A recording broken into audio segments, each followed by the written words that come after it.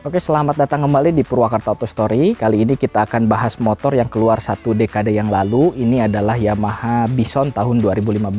Awal munculnya dia di tahun 2010 dan waktu itu dia respon masyarakat terhadap motor ini sangat baik ya gitu. Dan ini sudah ada minor change atau perubahan sedikit di warna dan di bagian stripping. Nah, seperti apa lengkapnya? Kita ikutin terus video ini.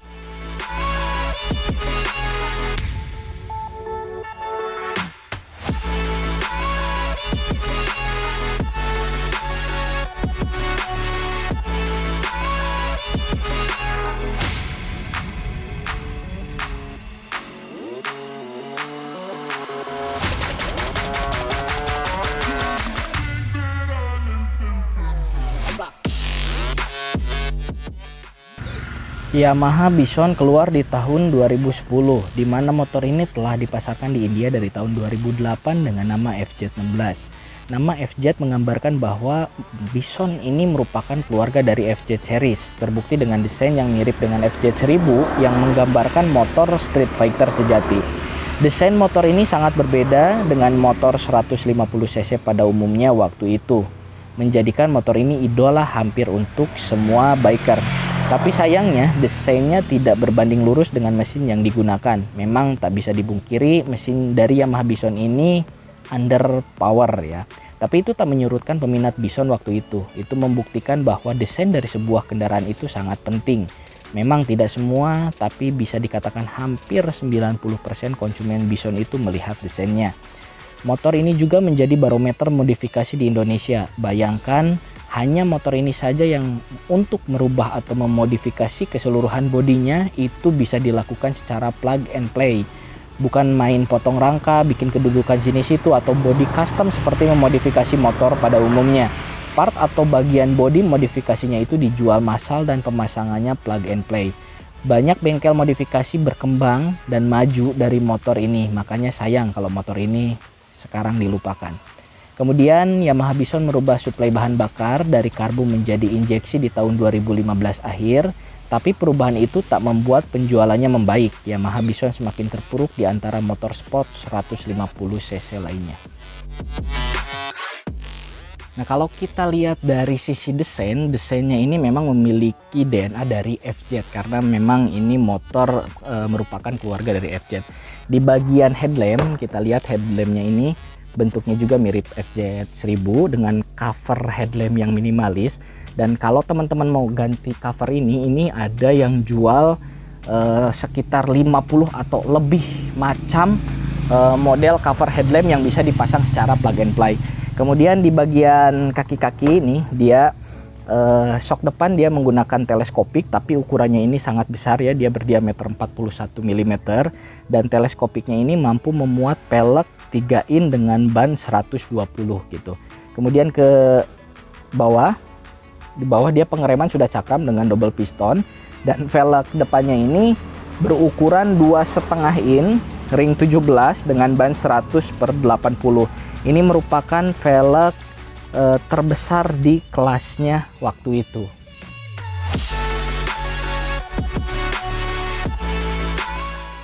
Kita lihat di bagian sampingnya. Di bagian sampingnya ini desainnya nggak kalah maskulin ya dengan yang depan. Dia memiliki tangki dengan kapasitas 12 liter dan ini adalah cover ya atau kondom gitu. Jadi memang nggak mungkin untuk motor 150 cc dengan besar tangki seperti ini nggak mungkin ya. Opsinya nggak ada lagi kecuali memakai cover untuk mendapatkan sebuah shape atau bentuk yang manis gitu. Kemudian air scoop di bawahnya juga. Dia air scoopnya ada kisi-kisi udara ini, dan air scoop ini kalau dari samping ini terkesan seperti sebuah radiator gitu ya. Kemudian di sebelah sini juga ada kosong nih, tapi ini berkah juga untuk para modifikator karena memang ada beberapa modifikator yang menjual cover dari bagian tengah mesin ini gitu. Kemudian lanjut di bagian ke belakang nih.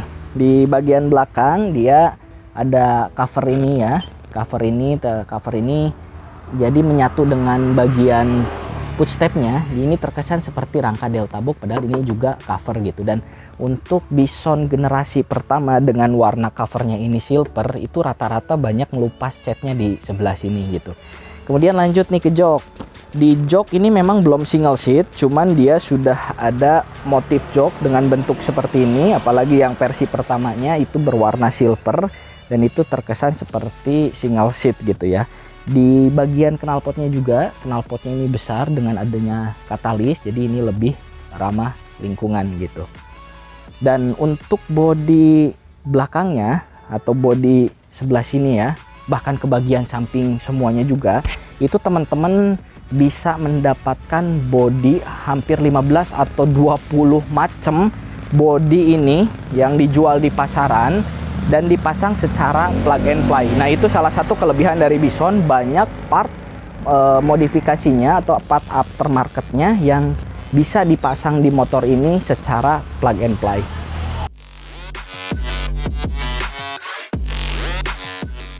Nah, kemudian di bagian belakangnya ini ada sedikit yang unik karena ini nggak umum ya. Peletakan stop lampnya ini ada di fender. Biasanya kan motor-motor sport itu peletakannya ada di bodi sebelah atas.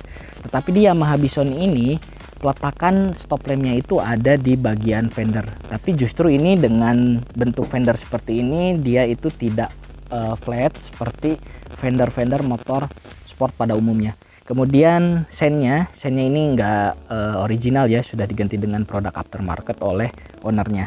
Lanjut di bagian kaki belakang nih. Di bagian kaki belakang velgnya ini juga cukup lebar untuk ukuran motor kelas 150 cc waktu itu. Dia menggunakan velg berukuran 3,5 in dengan profil bannya 120 per 70 ring 17. Jadi velg ini satu ukuran dengan velgnya Ninja 2,5 karbu waktu itu ya. Dan di bagian suspensinya, dia suspensinya menggunakan monoshock dengan sistem monocross ya. Jadi dia tidak memakai Proling atau tidak memakai Unitrack, tapi shocknya ini cukup empuk gitu. Berbeda dengan shock Satria FU ya. Kalau FU itu kan terlalu empuk, atau misalkan shock dari motor-motor yang memakai Proling atau Unitrack ini berada di tengah-tengah antara itu gitu ya. Dan ini shocknya cukup empuk gitu. Kemudian lanjut ke swing arm. Ini armnya juga lebar dan arm ini bisa memuat velg ukuran 5 in ya. Dengan ban 160 itu cukup masih muat di arm ini. Dan bahkan ada yang sampai ekstrim, dia memaksakan masuk ban 180 di arm originalnya Yamaha Bison.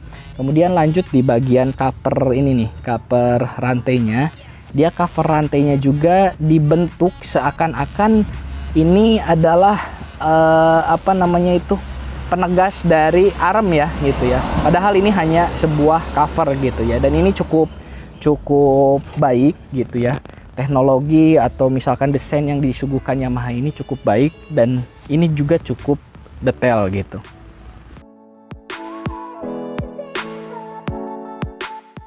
Nah, kita lihat fitur dari Yamaha Bison ini. Kuncinya seperti ini, bisa teman-teman lihat. Ini kuncinya juga cukup bagus ya, jadi nggak terkesan kecil banget gitu. Kemudian lanjut di sebelah kiri nih. Di kiri dia ada tuas kopling karena ini kopling manual. Dia ada low beam, high beam, kemudian ada ini pas beam nih. Dan ini ada cuknya juga karena ini masih menggunakan karburator. Dia ada cuknya, sen. Kemudian ada klakson di sini. Dan bentuk spionnya juga seperti ini. Ini sama kayak motor-motor Yamaha di tahun-tahun itu ya. Dan di stangnya juga, dia stangnya menggunakan stang model pipa yang agak panjang juga ya ini. Jadi ini untuk mendapatkan posisi riding yang nyaman. Di sebelah kanan dia ada engine cut off. Kemudian ada saklar lampu karena ini memang belum AHO, dan ada switch starter juga. Sama di sini ada handle remnya. Dan kita lihat di bagian speedometer nih. Di bagian speedometer ini terobosan yang bagus dari Yamaha karena dia sudah menggunakan full digital. Meskipun beberapa pengguna Bison ini agak sedikit mengeluh karena speedometernya ini cepat berembun ya. Ini di sebelah kiri dia ada indikator high beam, kemudian sen, dan ada takometernya takometernya dengan Redline di angka 9.000 ya, 9.000 sampai 10.000. Ada full meter di sini yang sudah digital juga. Kemudian speedometer tentunya, dan di sebelah tengahnya informasinya ada trip, odometer. Ini trip, kemudian odometer. Jadi ada trip sama odometer aja. Ini indikator netral dan indikator check engine. Ini meskipun karbu, memang mungkin speedometer ini sudah disiapkan untuk versi injeksinya gitu ya. Dan di bagian tangkinya juga, ini tangkinya, bentuk tutup tangkinya juga cukup bagus ya. Jadi nggak terkesan kaleng-kaleng banget gitu tutup tangkinya ini. Dan fiturnya ini sudah cukup lengkap untuk motor di kelas 150 cc.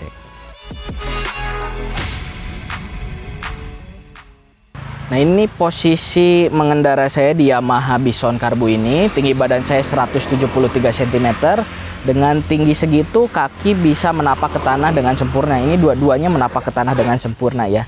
Kemudian posisi kaki di footstep dan posisi stang yang agak panjang ini tidak membuat kita cepat pegal gitu. Jadi memang motor ini diperuntukkan untuk touring ya, touring jarak jauh, dan posisinya ini benar-benar pas, tidak cepat membuat badan kita terasa lelah.